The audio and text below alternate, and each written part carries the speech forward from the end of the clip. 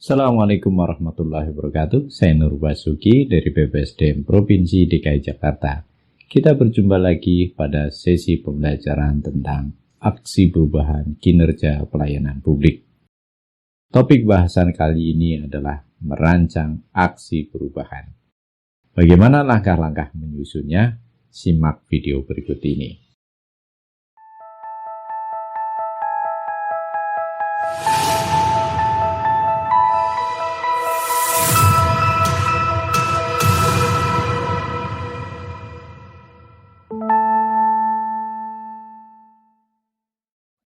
Merancang aksi perubahan kinerja pelayanan publik merupakan salah satu materi pokok dalam mata pelatihan aksi perubahan pelayanan publik.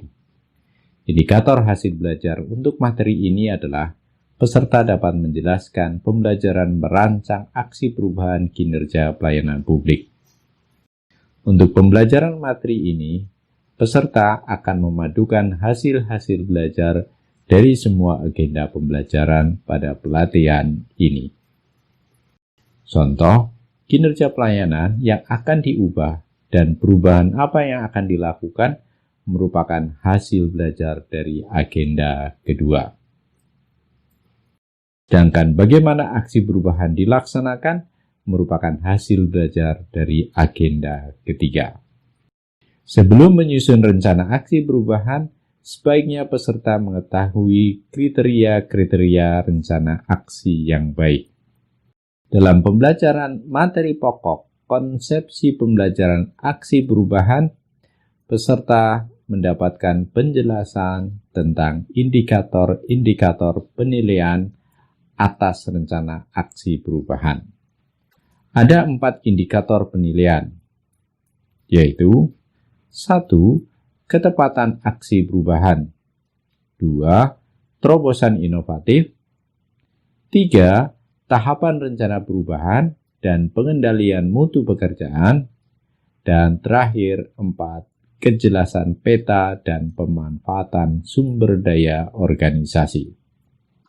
Indikator pertama dideskripsikan sebagai kemampuan peserta dalam melakukan analisis untuk mendapatkan ketepatan rencana aksi perubahan dengan permasalahan kualitas atau peningkatan kualitas kinerja pelayanan. Artinya, peserta harus bisa menentukan masalah yang tepat dari kinerja pelayanan di organisasinya. Indikator kedua dideskripsikan sebagai kemampuan peserta untuk memecahkan masalah yang berkaitan dengan kebutuhan perubahan kinerja pelayanan secara inovatif. Kriteria inovasi yang dimaksudkan adalah 1.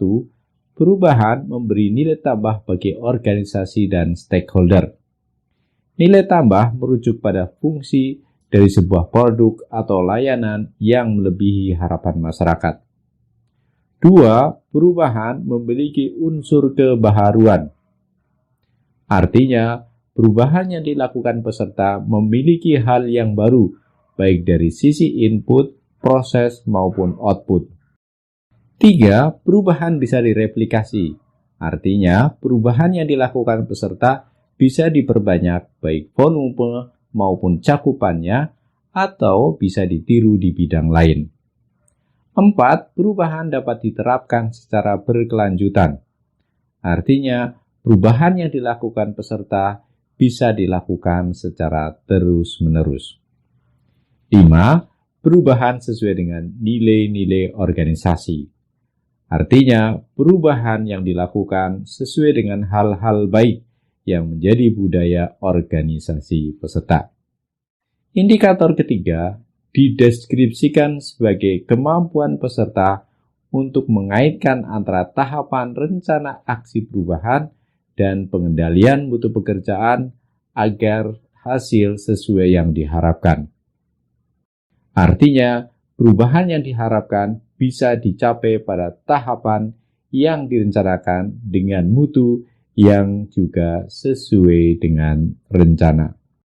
Indikator keempat dideskripsikan sebagai kemampuan peserta untuk mengidentifikasi dan menjelaskan rencana pemanfaatan sumber daya organisasi yang terdiri atas tim kerja jejaring kerja, dan pemanfaatan teknologi digital.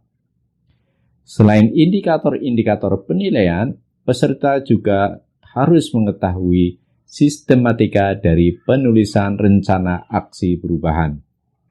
Rencana aksi terdiri dari 4 bab, yaitu pendahuluan, profil kinerja pelayanan, analisis masalah pelayanan, dan strategi penyelesaian masalah. Bab pertama terdiri dari 3 sub, yaitu latar belakang, tujuan, dan manfaat. Bab kedua terdiri dari 3 sub, yaitu dasar hukum, tugas pokok, dan fungsi serta tugas pelayanan yang bermasalah. Bab ketiga terdiri dari 2 sub, yaitu identifikasi masalah dan analisis masalah. Bab yang terakhir terdiri dari 4 sub, yaitu terobosan atau inovasi, tahapan kegiatan, sumber daya, dan manajemen pengendalian mutu. Setelah indikator dan sistematika penulisan diketahui, saya akan menjelaskan cara menuangkan gagasan ke dalam dokumen rencana aksi. Pertama, penyusunan bab pendahuluan. Pada sub latar belakang, peserta bisa menulis tentang 1. Isu pelayanan publik yang relevan dengan tugas dan fungsi organisasinya yang terjadi saat ini. Isu yang ditulis bisa ditemukan pada kehidupan sehari-hari dan diketahui oleh masyarakat umum. Peserta bisa menemukan berbagai isu pelayanan yang relevan di media massa seperti koran, televisi, majalah, media sosial, dan radio.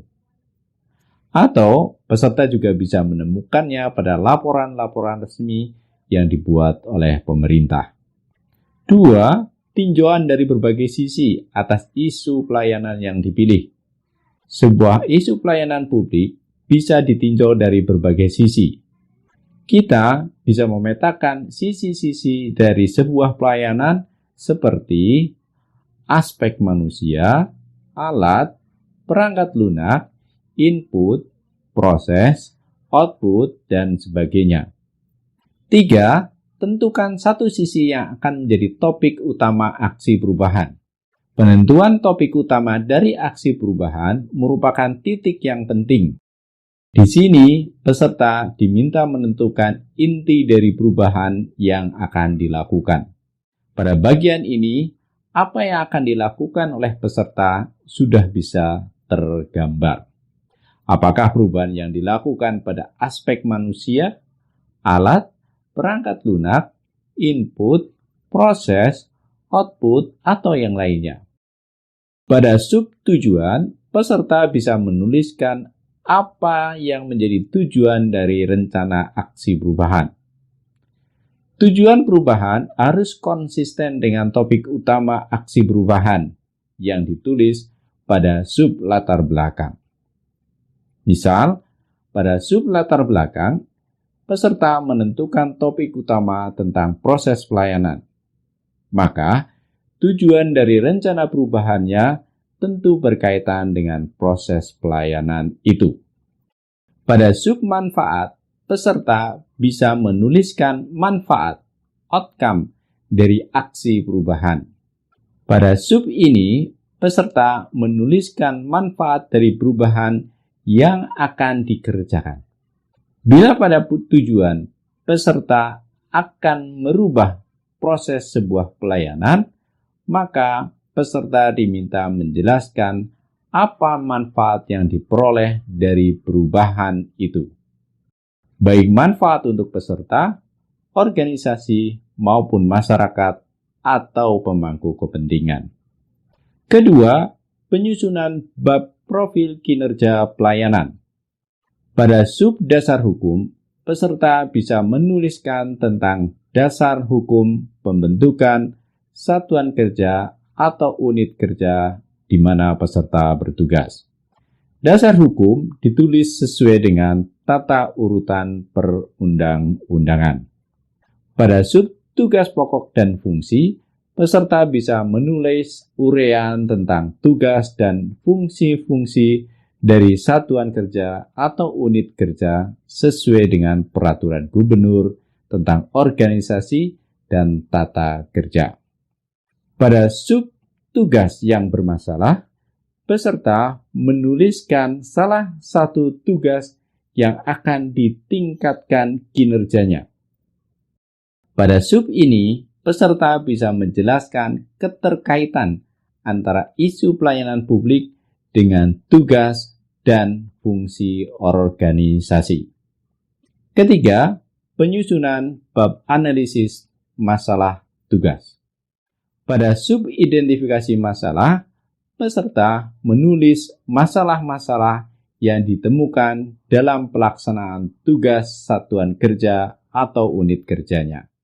Masalah-masalah yang ditemukan kemudian diurutkan berdasarkan prioritas. Di bagian akhir dari subbab ini, peserta sudah menentukan satu masalah. Pada sub analisis masalah, peserta menganalisa dan menentukan satu masalah yang diprioritaskan. Selain itu, peserta juga diharapkan bisa menemukan apa saja yang menjadi penyebabnya dan menentukan satu penyebab yang utama. Keempat, penyusunan bab strategi penyelesaian masalah. Pada sub terobosan atau inovasi, peserta menuliskan apa yang menjadi terobosan atau inovasi dalam mengatasi penyebab utama dari masalah yang diprioritaskan pada bab ketiga. Terobosan atau inovasi merupakan jalan keluar untuk mengatasi penyebab utama dari masalah kinerja pelayanan yang diprioritaskan.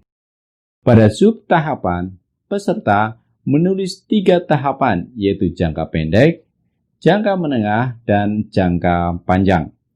Tahapan yang ditulis menggambarkan langkah-langkah besar peserta, milestone dalam menjalankan kegiatan untuk mengatasi penyebab utama munculnya masalah dalam kinerja pelayanan publik di organisasinya.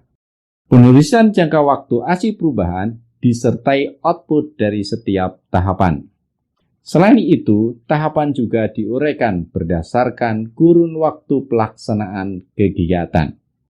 Pada sub sumber daya, peserta menuliskan hasil identifikasi sumber daya manusia dan rencana pemanfaatannya, yaitu tim kerja, jejaring kerja, dan pemanfaatan teknologi digital. Pada sub manajemen pengendalian mutu, peserta menulis tentang rencana pengendalian mutu pekerjaan untuk mendapatkan hasil yang diharapkan. Caranya dengan menerapkan teknik-teknik pengendalian mutu yang relevan. Demikian bahasan kita tentang merancang aksi perubahan. Semoga video ini bermanfaat. Terima kasih. Sampai jumpa pada video berikutnya. Wassalamualaikum warahmatullahi wabarakatuh.